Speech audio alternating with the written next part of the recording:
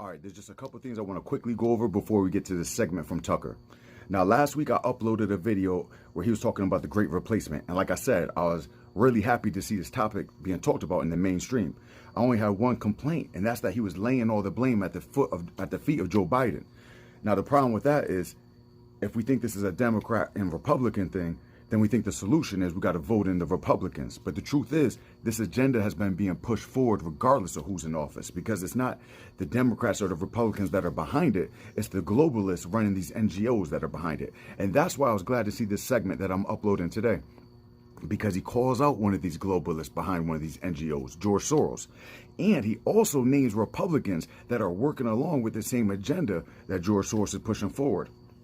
First of all, he talks about George Soros-backed prosecutors letting pedophiles out onto the street. Then he talks about the issue where we got Republicans working along with this agenda, and that's bringing in Afghan refugees. Now, the only thing he doesn't mention, he doesn't connect, are these two topics are very related. They're connected together because a lot of these Afghan refugees are pedophiles. There's already been instances of sexual abuse from these people that already started coming in, these Afghan refugees. But it's deeper than just that, because there's a practice in Afghanistan and also in Pakistan called bacha-bazi. And this involves the rape of adolescents, mostly boys. The crazy thing is the Taliban was founded with one of the main purposes to combat this practice. That's why the people loved them, because they were protecting people from these warlords who were practicing this pedophilia.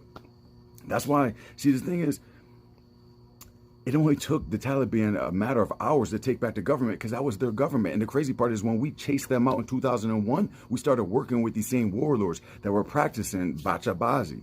These are the people that we worked with. There's even an article from the New York Times where it talks about a soldier who was killed. And before he was killed, he called his father and he told him that he was conflicted because at night on the army base, he could hear the screams of a boy who was being raped. Of multiple boys being raped on this base. And then after that, one of the boys got loose, got a hold of an assault weapon and killed the soldier and another U.S. soldier. So here's the thing.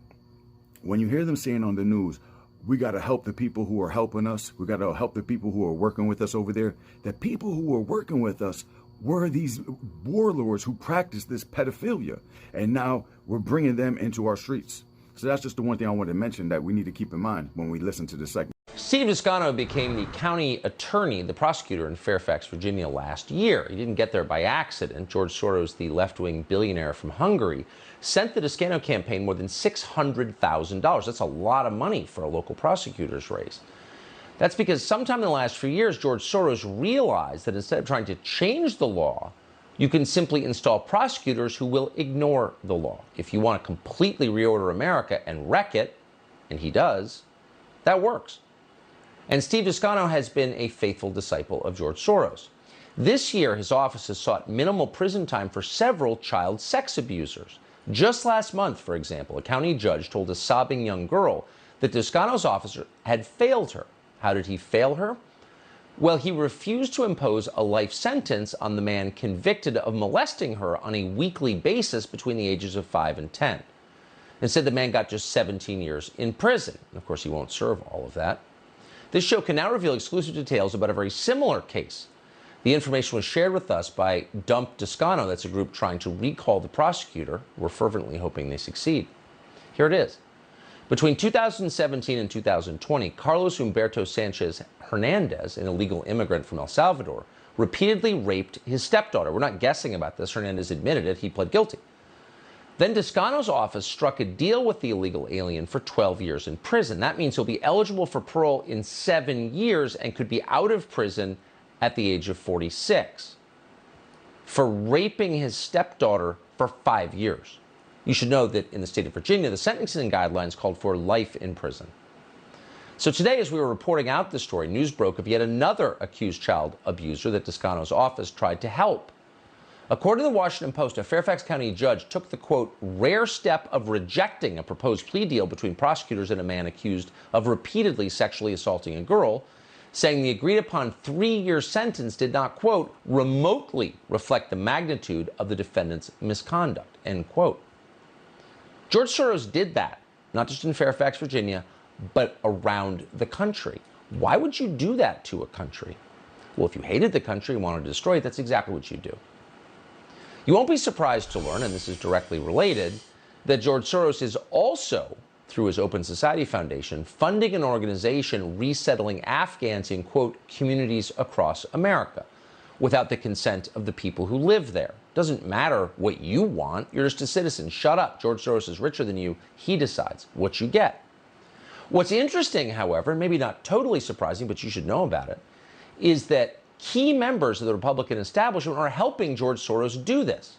The project is called Welcome.us. Former President George W. Bush, this pains us to tell you, but it's true, is involved. So is his brother Jeb, exclamation point, his wife Laura. They are joining the Obamas and the Clintons as honorary co-chairs of Welcome.us. They're all serving on the group's National Welcome Council because they, quote, share a common belief that welcoming newcomers is inherent to who we are. Once again, a lecture about who we are by people who have no idea who we are because they know nothing about the country. The group is also being funded by big corporations, of course, Walmart, Facebook, Microsoft, Uber. They're excited.